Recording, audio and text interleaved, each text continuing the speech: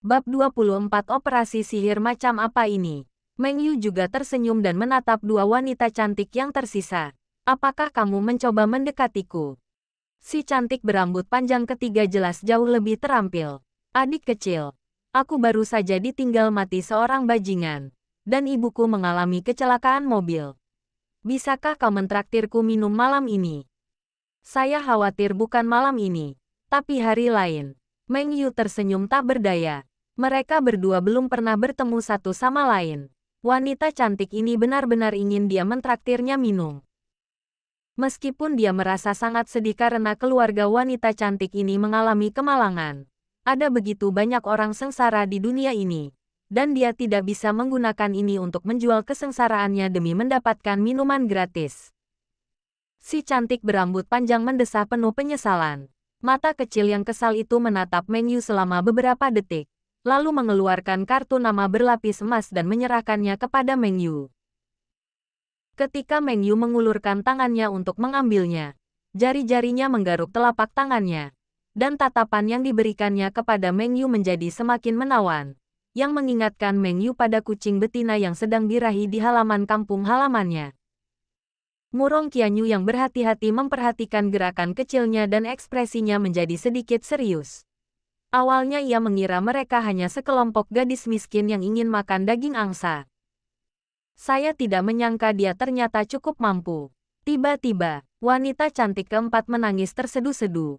Matanya berkaca-kaca, yang membuat hati para pendengarnya hancur.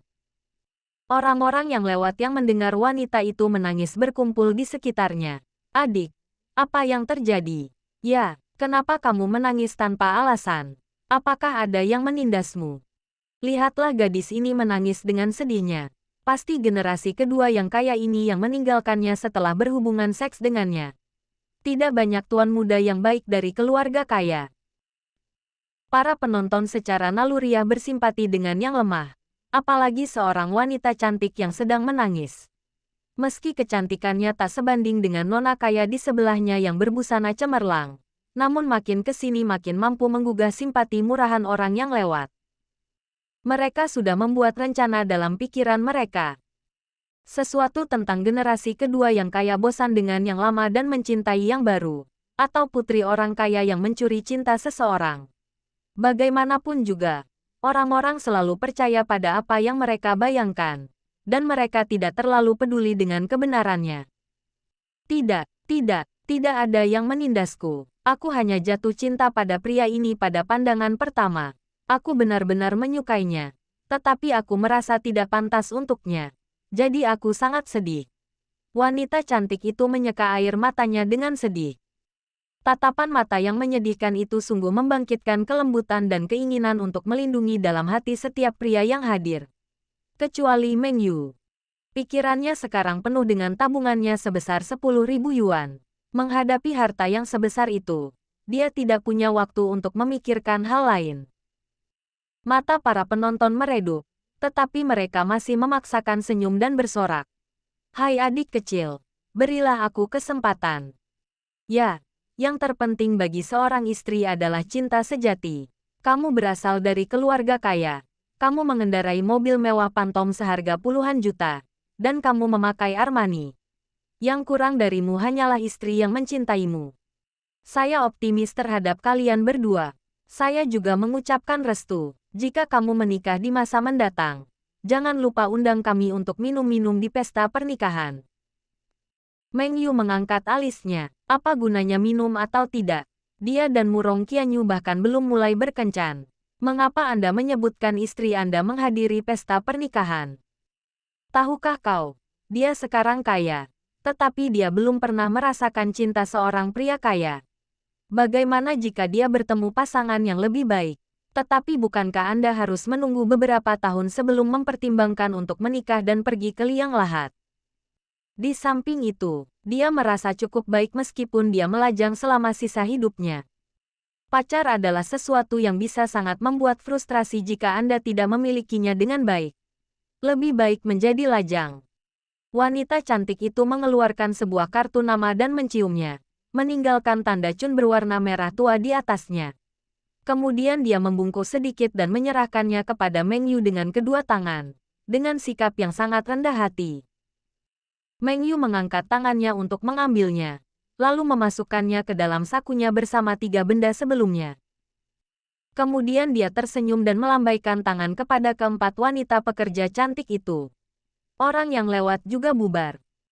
Tangan Murong Qianyu terkepal hingga memutih, dan wajahnya semuram air.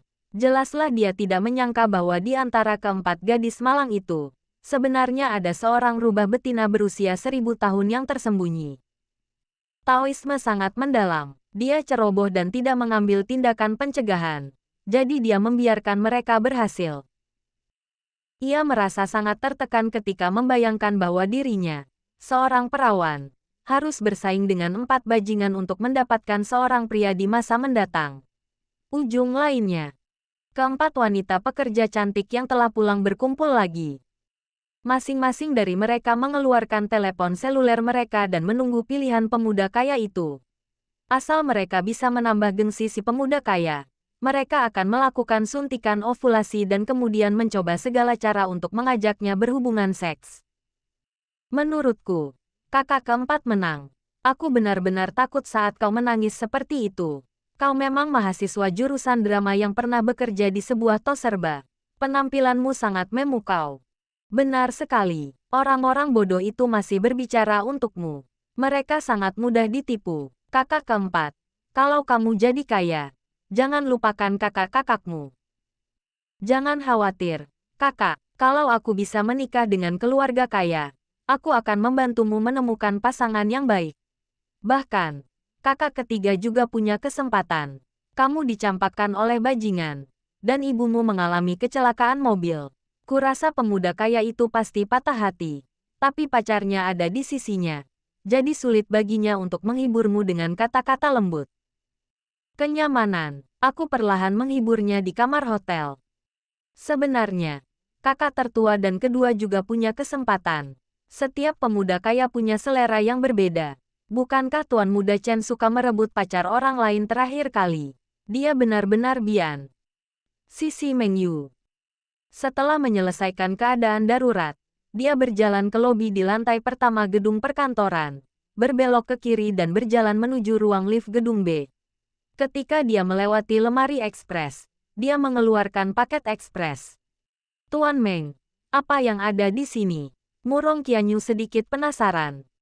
Akan tetapi, setelah kejadian tadi, dia agak kecewa dengan penglihatan Meng Yu. Jadi dia berbicara kepadanya dengan cara yang jauh lebih jauh.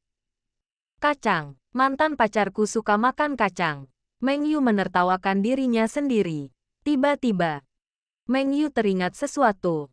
Oh, ya, bantu aku memegang bungkusan ini.